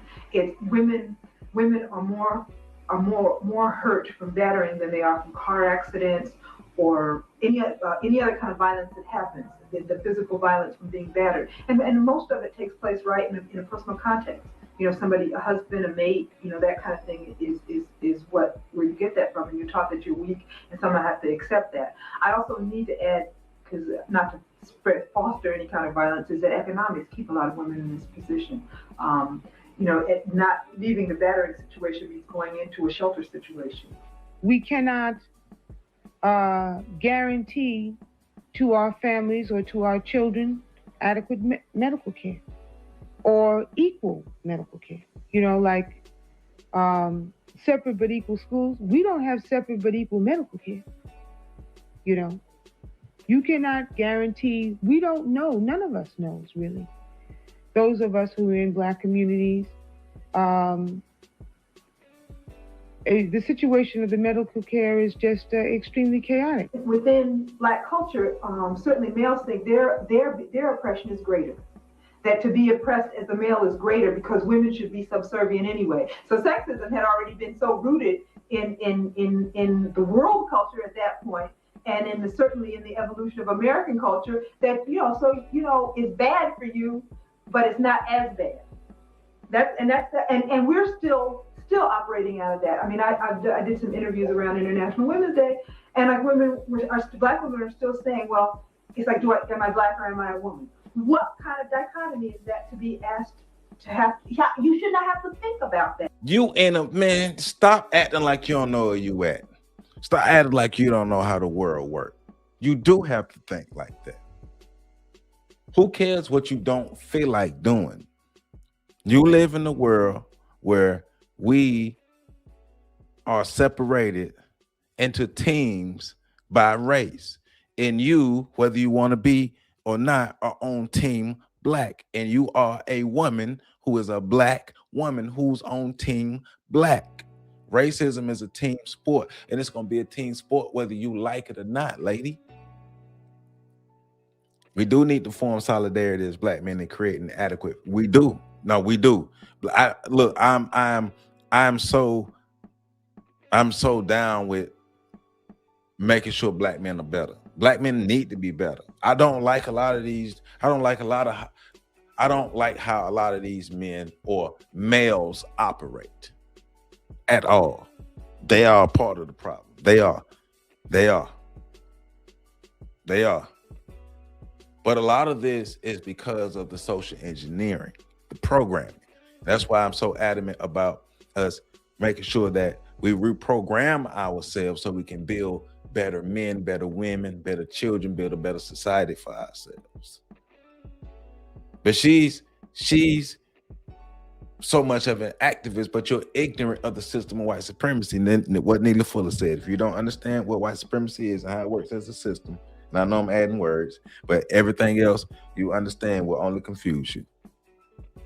You are a black woman, whether you want to be it or not. You have to. Yes, just like I'm a black man, whether I want to be it or not. We are separated by race. It's how it is. Until we replace the system of white supremacy with the system of justice, that's how it is. You're team black. White women are going to remind you as many times as they need to that you are on team black as well, lady. And I'm sure you know that. And if you don't, you will experience it. We are black. Yes, we are. You're a black woman, I'm a black man. Be proud of it. Get used to it. Now the question is, what we gonna do about it? You gonna sit there and cry about it, or we gonna do something different? This is 1991. They were crying about it. If this was 1991, this is 2026. Well, we know the answer to what they did about it. Nothing. Because it's 2026 and we still here talking about it. You know, we split which half is going to be which, you know, what does that mean? So I think those are conversations that women are more and more, black women are more and more feeling safe to have. We take on that subject. A lot of people say, oh, well, we don't want to look at that because you're being divisive and all of that. When people say divisive, like, you know, well, that's divisive. I don't want to talk about that. I don't even want to deal with that. That's divisive. You know, it's a total front. You know, it's about, I do not want to deal with my contradictions is what it's about. I do not want to be called on them, and I do not want to be asked to explain what they are. You know, just take it for granted that I'm correct and that my politics is correct and that you need to be on board with me, following behind me, and just, you know, trust me. You know, trust me and I will lead you out of bondage. You know, well, ain't nobody led me out of nothing yet. You know, and my position is that not even another sister can lead me out. You know, So what the hell is your argument then? Who are you arguing with? The black man can't lead you. You can't lead you. Another sister can't lead you. Who are you arguing with? Who you mad at? Well, we know who you mad at, but we know you can't do nothing about it. That's the root of your frustration is you realize that none of us in our current state can lead us out of where we are. Let's go. The answer is what I do for myself. You know, and that as I step, that I'm pulling other people with me, men and women. But you still not challenging or replacing the system of white supremacy. The root of the problem is still there. We all understand that we need to be our best and pull each other up. But at the same time, if we don't deal with the root of the issue, we don't get our stuff together as a people to deal with the root of the issue, then here we are. But she recognizes the powerlessness and is frustrated with it. And the best that she can do is find a comfortable place in the system of white supremacy. That's what she's articulating. Come on, man. See, but also understanding that hindsight is on our side today as well. So. Guys just standing around on the corner. I look and I say, just another nigga, because you ain't got nothing better to do with your time than stand on the corner. Okay, but you would be in proper form to say that. But how about if a white person said, oh, he looks like a nigger? Then all of a sudden you'd be all over him, right? Growing up in the projects, you grow up knowing that those guys who stand there with the beat boxes on the floor, the ones with the hats pulled down low with pair of shades, or stand there like this, those are niggas. So why are you worried about those guys? Why are you worried about those men? If those men are such niggas and you're not, why are you worried about them? Why are those dudes a part of this conversation, a part of your frustration right now? If they're such niggas and you are not a nigga yourself, and those men have no chance with you, why are they even part of your frustration? But we understand, once again, the root of their frustration is the inability to really challenge the system. So go for the low-hanging fruit. You are crying about the losers standing on the corner. Like those losers standing on the corner are gonna do anything different. Because you are frustrated, that means they're gonna get off the corner. Those same type loser dudes are still standing on corners now across the United States. But what that got to do with the rest of us getting our stuff together? What does that have to do with upstanding black men that you should be messing with, that you should be gravitating towards? What about those men? You worried about the low-level men who ain't producing nothing. What about the black men who are more than capable? Okay, that is the way I grew up in the projects hearing it. That those are niggas, don't associate with them kind, because they're nothing but trouble. And for the sisters who say they mad because I suggested that the brothers slap us in the mouth if we talk disrespectful, then don't talk disrespectful, and that won't happen. That's easily solved. See how quick that was? Yeah. That don't require no kind of demonstration of anything. Just don't do that. Don't leave me, Jimmy. Woman, get out of my face. The problem. Now, I don't advocate violence, but I do advocate respect both ways. So yeah, don't disrespect the woman, don't disrespect the man don't disrespect the woman. I'm not advocating violence, but I do advocate respect. And respect has to be given both ways. Between brothers and sisters is not stemming solely from or mainly from the black woman putting down the black man. That's a misconception that has been allowed to flourish because it hides the real issue, and the real issue is the capitalist system is a kind of system that is designed to destroy the basic fabrics of family structure. For example, you have Shahrazad Ali, who writes a supposed guide to for black men in relationship to black women, and it's a long put down of not only black men but also black women. No, it ain't. No, it's not. That book is not a long put down of black men and black women. It's a perspective of how we interact with each other based off of how we were programmed under the system of white supremacy, and how basically how black men and black women within survival units operate. But from the perspective of how a man can I guess better understand the way women operate nowadays. And then the guide for the black woman's guide to understand the black man was the same thing, to understand how the modern black man operates. But all of that after we've been colonized, enslaved, and all these things here in survival units, in the way we see each other. Like, because remember, we read the book. We read the book on this channel. And remember, at this time, this is when Shahrazad Ali was getting a lot of hate and ambushed and a lot of pushback from black people. And this is allowed to be distributed because it's a sensational, cartooning real complex problems that deal with how do we struggle to develop better social relationships within a dying system and within the need of a Black liberation movement. It's a very complex thing that is oversimplified and grossly distorted by a book like Ali's book. There needs to be some clarity about revolution. Niggas are playing with revolution and losing. Niggas are scared of revolution. People really seem to think and believe that when Rosa Parks decided that she was not getting up on that bus in Montgomery, that everything happened from there.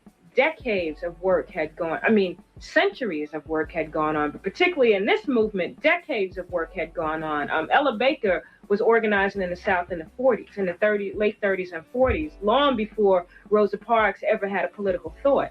Lots of women were organized. But the women are passive to white supremacy too. All Black people are passive to white supremacy. You could be mad all you want. They can be mad. But remember, Black men or Black people never had a foothold of any type of power under the system of white supremacy in America. If people just go back and read, they can be frustrated and be mad all they want, but they themselves still haven't done anything to challenge white women on a large scale. Just like we haven't challenged white men on a large scale. How are you frustrated about the same thing that you're doing? Neither Black men nor Black women en masse are challenging the system of white supremacy. Black women, once again, are not challenging white women. They're not challenging white women. Like cussing a white woman out, no, that's not challenging the system of white supremacy. Just like Black men are not challenging it. We're all frustrated. They can get a ticket and get in line. We're all frustrated. Nobody who's oppressed, who really understand what's happening, is happy with the situation. Nobody's walking around just good. We're all frustrated, but there's perspective. That's why we have to read and understand what happened to us and learn what happened to us so we can put some perspective to it and not just running off of raw emotion. Cool, you frustrated. Cool, get in line. We all frustrated. But what do we do with the frustration besides just talking and all that stuff? You mean out of all that frustration, you should want to unify. We should want to get together. We should want to be better. We should want to unite. We should want to have each other's back. We should want to build together. If we so frustrated, and I get it, I understand the frustration because we're all frustrated. But once again, we're all frustrated because we're all under the thumb of the system of white supremacy. We all are. Right. It is on us. But we have to be able to see our power. We have to be able to see our unity. We have to be able to see what we can do. And we have to be able to get past the emotions of it. That's one thing on this channel I'm going to continue to say. Forget your feelings. Forget your feelings. Logically, is what we're doing making sense? Forget your feelings. Or what we doing constructive and doesn't make logical sense? If it don't, then we need to do what's constructive and what make logical sense, no matter if it make us feel good or not. We're all frustrated with the system of white supremacy. Hence, the book in 2020, Black Fatigue, or the term that came before that, racial battle syndrome. Racial battle fatigue. We're all ready for this to be over. But we have to put in the work to end the system. And we can't just keep complaining about it. What are we doing about it? What tangible outcomes are we getting from the actions that we're putting forward on a regular basis to make our communities better, to make ourselves better? You said, if an intruder comes into our house, we shouldn't expect the woman to go downstairs to grab a weapon and come down. Right. Nobody's saying that. But what I am saying is, if a white woman come, because white women have been wiping their butts with the souls of Black women since Black women got here. How are Black women confronting that arm of white supremacy? Just like we should be confronting the male arm of white supremacy. Neither Black women are not confronting white women. They're not confronting white women in mass, just like Black men are not confronting Black men in mass. We can sit here and argue about everything. But Black women have to go to war too with white women as well. They have to go to war with white women, just like we have to go to war with white men. This is not a black man fight black men and white women. No, black women have a fight on their hands as well. Black women have always had a fight on their hands. White women are there on the battlefield beside white men. Think about Helen Gurley Brown. We're talking about a white woman. This show is constructed around the ideas of white men and women who sat around the table to construct these ideas. White men and white women are at war with black men and black women. Black women have to fight white women. They have to. They have to confront white women. They have to. We are all at war. And in the labor movement, teachers, it was teachers in Birmingham that really organized that movement. Rosa Parks didn't organize anything. She just took a particular action, but it was black women teachers who actually organized the Montgomery bus boycott. But that gets written down in a few places, but you have to do some serious research to find that, to find the roles that these folks play. But in the 60s, what the cultural nationalists tried to propose was that black women should look to Africa or back to African history for inspiration on how to interpret their role as women. And it seems to me that what is happening now is that you're seeing the same kind of proposal going on in terms of how black women can make a valid contribution to the community and to change and to revolution. It didn't work in the 60s, and I don't think it will work now because this is a man's world of the kinds of problems that women had then, were beginning to have then, and are really having now. Organizations. Well, I wish she would explain the problems, not just say the kind of problems, but what type of problems. And she's talking about pre-colonial problems. Well, what are pre-colonial problems? Nobody's arguing about the problems that black women would experience after colonialism, after chattel slavery. Nobody would argue that.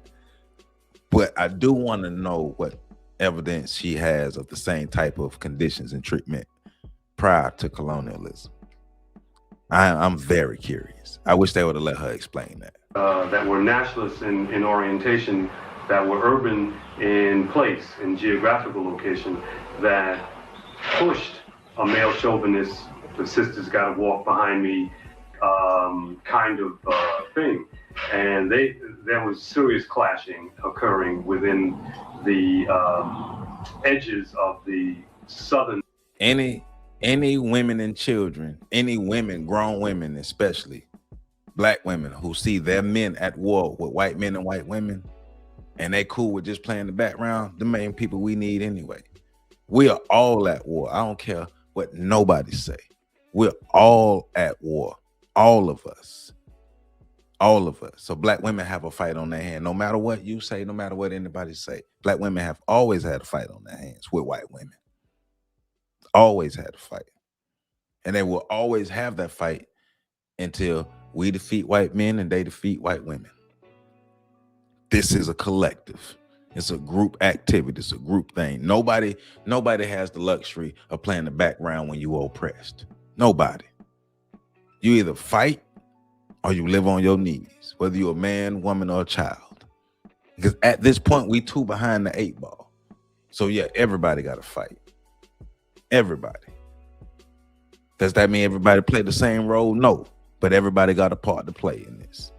It's called unity. Because we keep talking about unity, right? We keep talking about unity among black people. So you mean black unity is only black men? No. That's all of us. Black men, women, and children. If our women don't have our back, we're gonna lose. It's over if our women don't have our back. It's over if black men don't have black women back. It's over. We need each other. Nobody has the luxury of playing no background. We're too far behind the 8 ball. Our scholars have been telling us for the last 20 years that we are too far behind the 8 ball. Everybody has a role to play.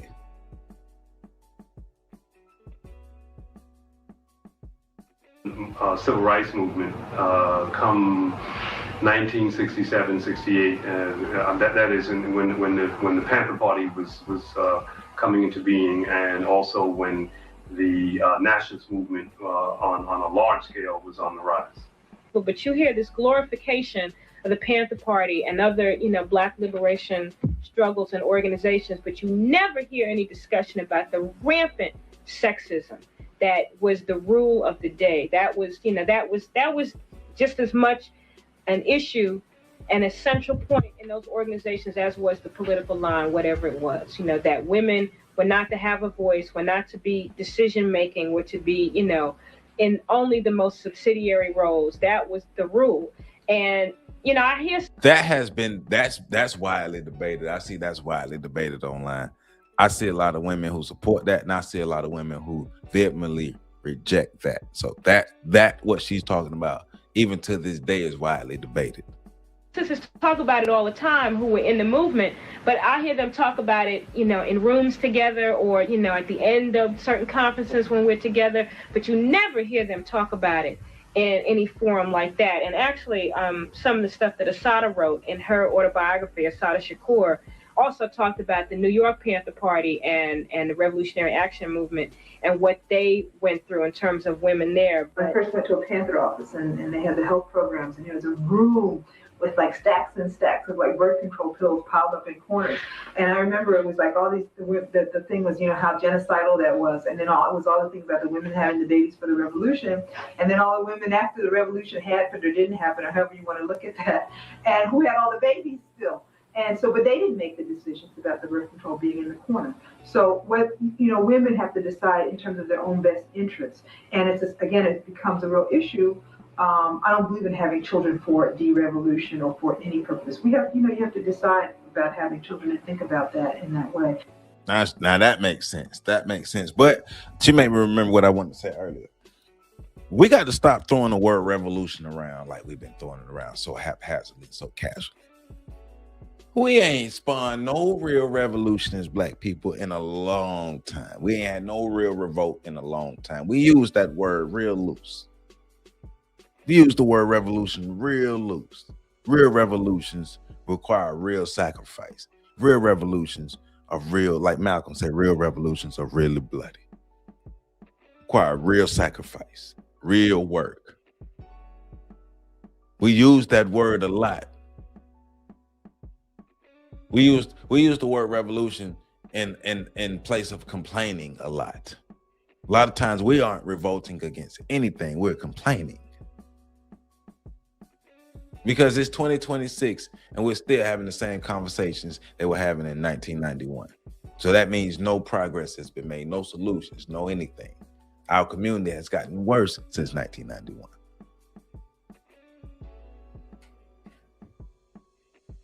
So it's always real interesting to see what folks say from that perspective. Now, when we read the books and we read the documentation, we read about the great Huey Newton and the great Eldridge Cleaver and the great H. Rap Brown and the great Bob Moses, and the great Martin Luther King and the great this one and the great that one. And you are hard pressed to find the name of a woman. And usually the only woman they throw up at you is Rosa Parks.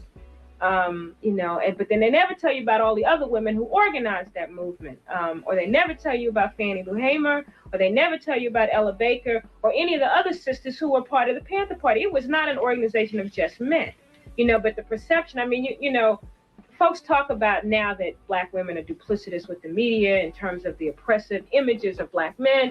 But the reality is, when you look at how the Panther Party was portrayed, it was Black men in black leather jackets with black Tams on. It was only men. And that's right, and black guns. Right. They were looking to pose a militaristic front.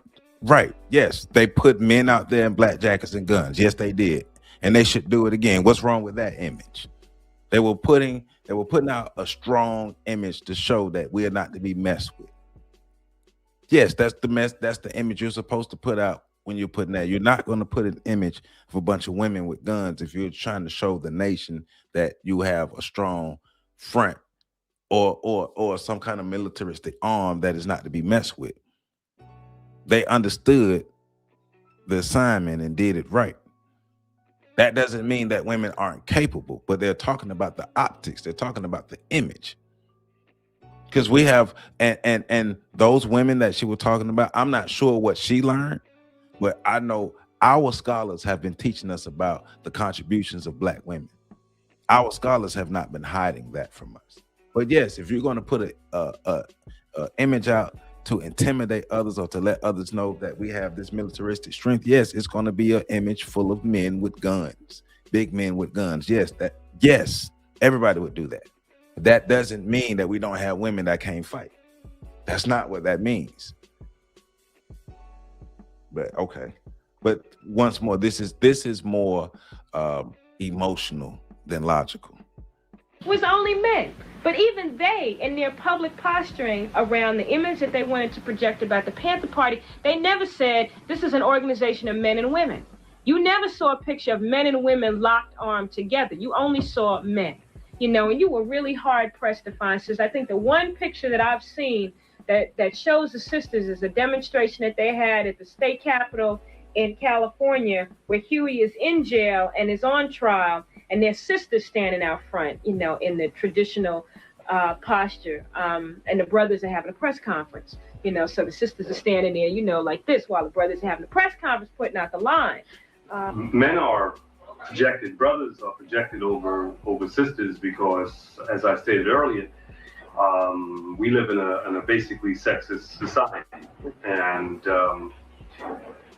that means that women are not supposed to have leading roles. Women are not supposed to be in. Where in Black America, where in Black America en masse did you see Black men projected over Black women?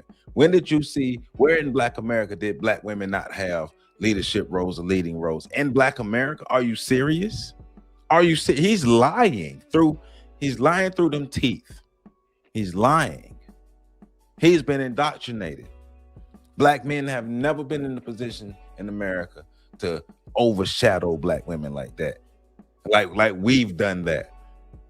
If anybody did it, it was the media. It wasn't us, because we've never had that power. We've never had the resources. And we've always been in a position to either be egalitarian or even lesser than Black women. No, he's lying. Don't let the few who may be projected out there make that look like this is the whole of what's going on. Come on, man. I was alive in 1991. I remember what was going on in 91. Come on, bro.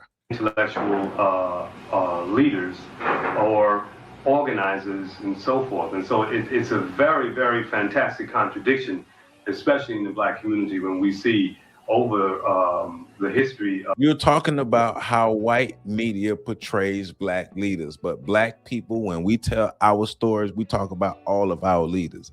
You are attributing to how the white media portrays Black men, Black leaders over, and don't even mention Black women. We don't control the media. Those Black men don't control the media. The white people do, and the white people did that for a reason. And you brought into it, my brother. Come on now. Of our struggle, women, in fact, in leadership roles, women, in fact, putting their life on the lines when there are many brothers around who would be thinking about doing opposite things. Contemporary, local, and national. And the majority of these people are not giving specifics. They're just saying blanket stuff and not supporting it with anything. Only the sister in the white was giving specifics to support what she was saying. Even though I disagree with her overall thing, she did have some factual things, but the overall sentiment of Black men and women, I disagree. But she's the only one who had actually facts to back up what she was saying. It says female egotism versus male egotism has no place in the front lines of a battlefield other than in academia. It's not a luxury. Right. We cannot afford. We need to understand that we need each other. And everybody has a specific role to play. Play your role. Play your part. And your role gonna be defined by what you can do, not what you want to do, but what you can do. And African American women are in leadership roles in the community. They are in leadership roles in the community organizing, in the tenants organizing, in the organizing around electoral politics, in organizing within labor. And we can just see that all over the place. There are many, many sisters who are quote unquote nameless, that is not known by the major media or the minor black media. See, so why aren't you, dude, why aren't you going out of your way to make sure those women are mentioned? See, that's the thing about brothers like that. See a black man like me, I wouldn't complain about what the white media is not doing. I will take those women's names and I will blast those women's names out so everybody who's in the earshot of me and even further than that can hear it. I won't complain about what the white media ain't doing. You are mad at black men for how the white media portrays black men and black women. Wow. Instead of complaining, you should make sure we know who those women are. You should be putting your energy in making sure we know who those women are. That's what I did. That's what I do. When I come across information about a black man or a black woman, and I think people need to know about it, I tell their story. So a lot of these black folk just be woofing. Once again, it's more emotional than constructive. Because they're not interested in knowing them. They look and seek certain types of black men, and so it's many white sisters media. get swept aside. My sister free. RESPECT. My sister's not my enemy. Cause we'll be strong together to make them all say, damn. The response that sisters particularly, have had in relationship to the Winnie Mandela trial, and how in New York City, sisters have mobilized. In spite of brothers or not in spite of brothers, they mobilize, and they are mobilized, and they're coming together, and they are... No, but at this time, remember at this time, you got Dr. John Henrik Clarke, who's still alive. You got Dr. Yusuf Ben Yakin is still alive. You have a lot of our scholars. I think Dr. Amos Wilson may still be alive at this time. You have a lot of our prominent black scholars who are still alive at this time. What is he talking about? This is 1991. A lot of our scholars are still alive and giving the information, telling our stories. What is he talking? He's so concerned about what white people are doing. He's not even paying attention to what our scholars are teaching us. Come on. Playing a leadership role in making sure that our people know the racist realities of South Africa and the blatant kangaroo court that existed with Winnie Mandela. And we like Winnie Mandela more than we like Nelson anyway. What is he talking about? Winnie Mandela. We are here to say no to the apartheid regime that consistently rages in South Africa and also here in America. We understand what's going on in America. At this very moment, they are debating the civil rights legislation in this country. And brothers and sisters, we had better get with that activity because people do not want us to have our rights right here in the United States. Black woman has had to battle all the way to fight against the oppression of her as a human being, to fight against the dominance culturally in a traditional society where the black woman's position is in fact at home. And at the same time, she has had to emerge as the pillar in that society where she is deprived of the head of the family for very many reasons as a result of the country's laws. Country's laws, not the black man's laws, but the country's laws. Mandela embodies the pain that we feel. Winnie Mandela embodies the concentration of our efforts to keep our children and our families together. That's what Winnie Mandela is all about. Winnie Mandela symbolizes our hope. She's a woman that has audacity. Think about the audacity that this woman has. And remember, we can praise black women without denigrating black men, and we can praise black men without denigrating black women. We can focus solely on uplifting and praising black women and not having to say anything negative about black men, and we can do the reverse for black men. We do the same for black men, rather, right? Because we're adults. We're intelligent, intellectual adults. We have the intellectual capacity to do that. So I just want to say that with this, because I hold Winnie Mandela in high regard. I hold a lot of black women that I've learned about in high regard, and I've learned about a lot of these black women. And searching through this information and learning about these black women, the majority of the information did not have to put down black men to uplift black women. And you don't have to put down black women to uplift black men. Those are the control mechanisms and things, the part of the programming from white supremacy. White supremacy has taught us that in order for one side to be praised, the other side has to be denigrated. Remember that. Out! After being sentenced 6 years in prison, what did she say? Keep the pressure on! The struggle continues! Struggle against apartheid and the struggle of the black woman as a woman first in society and as an oppressed woman by the racist regime. We are prisoners of our own culture. Winnie Mandela is clear on the need for maintaining revolutionary militancy and, if need be, back into armed struggle. I mean, she's clear about that in terms of getting her liberation. You're not going to do that.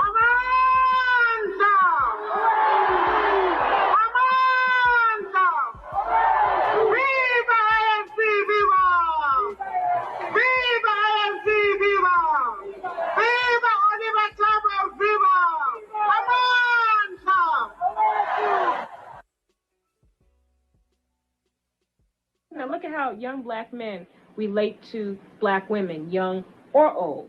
And where do they get their information from about, their relationships with black women? They get it from television. They get it from BET and MTV. Have these Velvet DeVoe guys talking about women are poison and this heavy misogyny that's going on. And we have to look at that and ask, why is that going on? Black men. It's going on because black men and black women both participate in it. Because that's what I see on the screen. I see both black men and black women participating in this type of debauchery. These videos and this stuff don't happen without the involvement of women as well. The men minds are messed up and the women's minds are messed up. It's not a one-sided thing. Yes, the men may provide the platform, but the women so provide their part. Both sides are fucked up. Both sides. Both black men and black women have an issue. Both. It's not a one-sided thing. It's both of us. We're literally looking at the screen and seeing both black men and black women. We just saw the dude laying on the beach kissing a bunch of black women's booty cheeks. It's both of them. It's both of them. Are participating in the further debasement and degradation of black people by the way these images are projected. And there's like no outcry against this going on.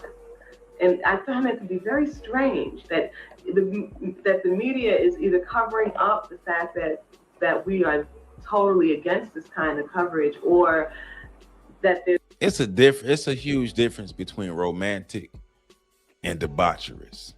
It's a big difference between romantic and being freaky out here in these streets with everybody. Yeah, we understand biological urges, but we also understand discipline. We also understand that we shouldn't just be busting it wide open for everybody out here, whether you male or female. Men shouldn't just be slanging meat all over the place, and women shouldn't just be letting everybody hit it all over the place. That's different than being romantic. Nothing on that screen, nothing we're seeing on this screen is romantic. Nothing. That African women are so complacent or feel helpless to the point But remember, where they're not saying anything about. This is the stuff that Helen Gurley Brown wanted. This is what she was rigid about. This is what she helped to architect. This is what she helped to engineer. This is how she wanted women in society to operate. Remember that. I think it's horrible. And I think that the view that a lot of the teenagers are coming up with is that, African women are sexual objects and they're to be used and discarded. They have no history, and the only great people in African history were men.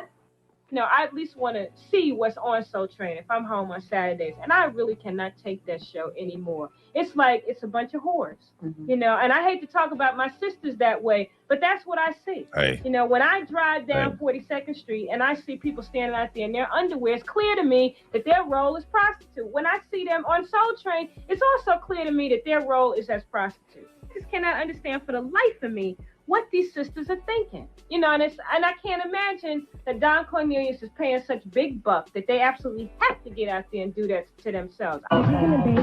Go ahead, baby. Go ahead, baby. It's something that needs to be looked. So I'm gonna stop this right here for the sake of time. But you get you see the effects. You heard what Helen Gurley Brown was talking about. Matter of fact, let's go back to Monday and how Sue Ellen Browder told us how they created this Cosmo Girl, this modern woman, this sexual revolution, this thing that we have going on today that led down to us looking at Helen Gurley Brown earlier in the show, and then showing the effects that it has on the Black community and how we see each other as Black men and Black women. The divide and conquer. They've convinced us that we shouldn't work together. They've convinced us that we don't need each other. They've convinced us that we're not a team. Like Black men don't have a role to play, and like Black women don't have a role to play. They've convinced us of that. We really believe the bull. Look at the comments. We believe that we can sit around and wait on one group of us to lift everybody up, and the other half just sit around and do nothing. It's a collective. You think white supremacy exists because white women sat back and just watched white men do everything? No, white women were active and complicit, and they were a stark part of it. They did not just sit back and watch white men do everything. No, that's why white women want power now, because all the work that they put in to help create and maintain the system of white supremacy, they want their rewards. So we can have the mindset of sitting back if we want to and expecting one side to liberate everybody. Okay, we're all adults. If you are an adult, I'm expecting you to behave like an adult. I'm expecting you to understand what's going on around you and be a contributing factor into fixing what's going on around you. It's a team sport. Racism is a team sport, and their job, and we're seeing this information, their job is to wreck the team. Their job is to make sure the team don't operate, to make sure we don't have no unity within the team. That's their job. Our job is to actually truly be revolutionary. Not just talk about revolutionary, but to actually truly be revolutionary and to really uplift and change our communities. But we have to understand what happened to us. So that's what it is today, man. So I see y'all live again on Tuesday at 9. And of course, you know, I got a clip coming for you tomorrow, and continue to check out the channel every day at 1 p.m. Come to the channel every day at 1 p.m. I got a video for you, and you're going to want to tune in on Monday. And because I close out the miseducation of the Negro on Monday, and we're at the point where we got to pick our book that we're going to read next. But check out the video on Monday because I close it out real strong.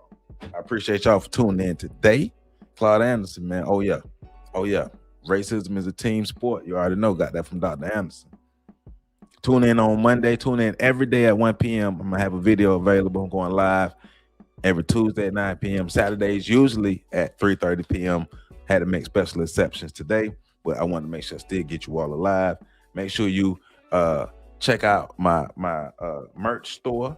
Make sure you check that out. And remember, I got these books. I got these books telling the story of our sung and unsung heroes of the African diaspora. Volume 1 is North America. Volume 2, Central America. Volume 3, South America. Volume 4, the Caribbean. So got all this going on. Got this information. Keep pumping this information out over here. We're going to keep pumping this information out. We're going to keep getting it. We're going to keep doing it. I appreciate the support. But remember, we are all we got. Black men need black women. Black women need black men. We're all we got. And if we keep buying into the negative, misleading narratives and messages, we're going to continue losing. You either win as a team or you lose as a team. Either way, it don't matter what choice you try to make. You're going to win as a team or lose as a team. That's how I go. So I'll see y'all next week. Have a great weekend. Have a great rest of your day. I love all of you, and let's be the greatest Black versions of ourselves. Thank you all. I'll see y'all later.